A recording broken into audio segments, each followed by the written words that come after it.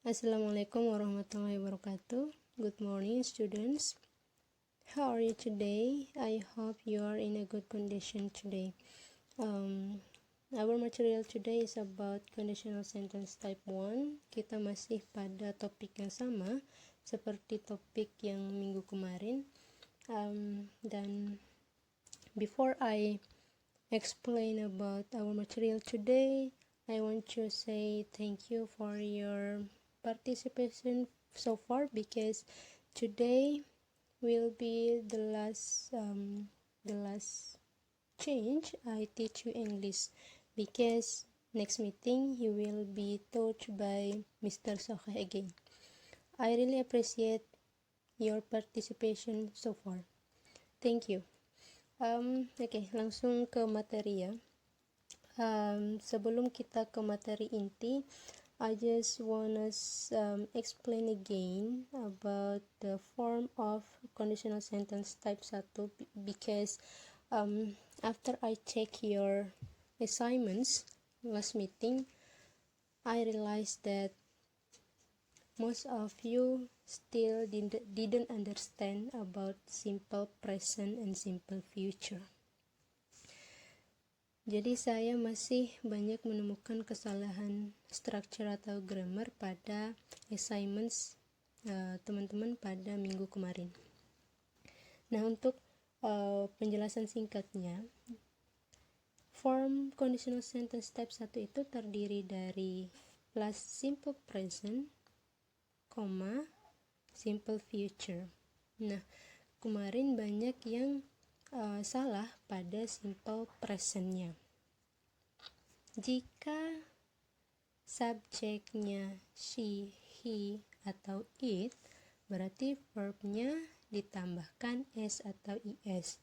Nah, kemarin itu banyak yang seharusnya jawabannya plays menjadi playing, menjadi play without s.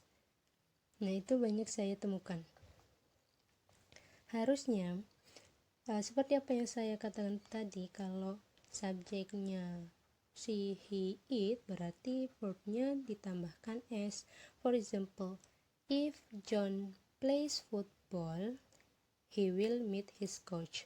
Jadi John plays football itu simple presentnya, he will meet his coach itu simple future. Nah, beda lagi kasusnya jika subjeknya itu I, you, we, they. For example, if you always speak English regularly, you will be fluent in English speaking. Nah, di sini subjeknya you, verbnya speak. Jadi karena you di sini subjeknya, berarti speaknya itu tidak ditambahkan apa-apa. Tidak ditambahkan s, tidak ditambahkan is, atau bahkan tidak ditambahkan ing. Jadi speaking, jadi tidak. Gitu ya, singkatnya. Okay, come to the next topic. It's about adverb. Saya ingin menjelaskan 3 saja, yaitu adverb of time, adverb of place, and adverb of manner. Adverb itu kata keterangan ya. Kata keterangan of time, kata keterangan tempat, kata keterangan cara. Adverb of manner. Jadi apa sih adverb of time itu? Adverb of time adalah kata keterangan untuk menyatakan waktu terjadinya suatu kegiatan atau peristiwa. Contohnya, 2 days ago, last year, later, today, tomorrow, etc. For example, if you pass the test, you will retake the same test next year.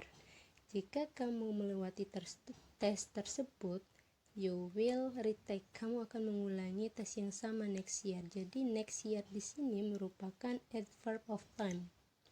Nah, okay. Come to the next adverb, yaitu adverb of place. Adverb of place adalah kata keterangan untuk membicarakan di mana suatu kegiatan dilakukan atau peristiwa terjadi, baik berupa itu lokasi, arah, dan lain sebagainya. For example, above, abroad, across, anywhere, here, at home, etc. For example, Shirley will study abroad if she gets scholarship. Shirley akan belajar ke luar negeri, abroad, if she gets scholarship. Abroad di sini itu merupakan adverb of place karena dia menunjukkan lokasi atau tempat. Yang ketiga, adverb of manner. Adverb of manner adalah kata keterangan untuk menyatakan cara suatu kegiatan dilakukan atau peristiwa terjadi. For example, automatically, carefully, clearly, correctly, quickly, regularly, etc. Secara otomatis, secara hati-hati, secara jelas, dan lain sebagainya.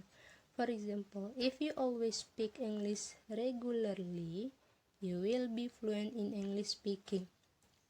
Jika kamu berbicara bahasa Inggris secara teratur, regularly, secara teratur, you will be fluent in English speaking.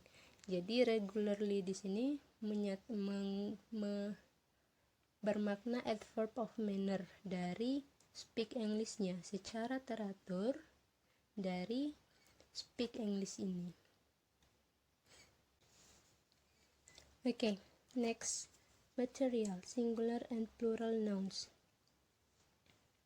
I think you're familiar with this topic, tapi pada topik historical place kemarin, 2 minggu atau 3 minggu yang kemarin, saya menemukan bahwa masih ada beberapa yang belum sadar dengan singular dan plural nouns. Ketika nouns-nya atau kata bendanya singular, yang ditulis ternyata plural. Itu tidak agreement satu sama lain. Baik, kita akan bahas singular nouns. Itu adalah kata benda yang menunjukkan bahwa benda tersebut tunggal atau hanya satu. Contohnya, book, car, house, pencil, city, cat, etc. Dan selalu diawali oleh artikel kata sandang atau kata sandang. A atau an atau the. For example, if I have a cat, I will take care of it. Jika saya memiliki seekor kucing, I will take care of it. Aku akan merawatnya. Nah, kapan kita harus menggunakan kapan kita harus menggunakan the pada singular? Penggunaan kita gunakan pada sesuatu yang belum diketahui, atau pada secara umum, atau kalau the itu berarti udah kedua kali atau ketiga kali kita menyebutnya. Misal, if I have the cat, I will take care of it. Berarti the cat tersebut merupakan penyebutan yang kedua atau yang ketiga kali. Dan kita udah tahu cat ini, pembicaraan cat ini cat yang mana. Seperti itu. Plural nouns. Plural noun adalah kata benda yang digunakan untuk menunjukkan bahwa benda tersebut lebih dari satu.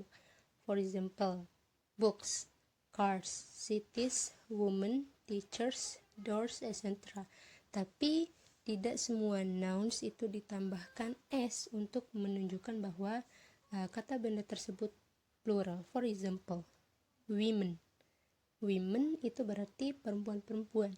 Kalau perempuan saja berarti woman. Kalau women, perempuan-perempuan. Woman, perempuan. Tooth berarti gigi. Teeth berarti gigi-gigi. Nah, itu kan kita harus sadar bahwa tidak semua noun itu kita tambahkan s untuk menunjukkan dia plural. Nah, untuk contohnya bisa dilihat, if I buy the books, I will learn them to you. Nah, di sini berarti the books berarti kita udah tahu buku-buku yang mana. Arah pembicaraan ini. Contoh yang kedua, if I have many toys, I will give one of them to you. Nah, biasanya kalau di plural nouns itu sebelum kata nounnya atau kata bendanya pasti ada sinyalnya terlebih dahulu untuk menunjukkan kalau dia itu plural atau enggak. Biasanya ada many, ada some, ada a lot of, ada a couple of, dan lain sebagainya. Nah, biasanya ada sinyal-sinyal tersebut untuk menunjukkan bahwa kata tersebut plural. Okay, thank you for your participation. I hope you can understand my explanation. After you watch this video, please do the assignments that I have provide for you. And thank you. Wassalamualaikum warahmatullahi wabarakatuh.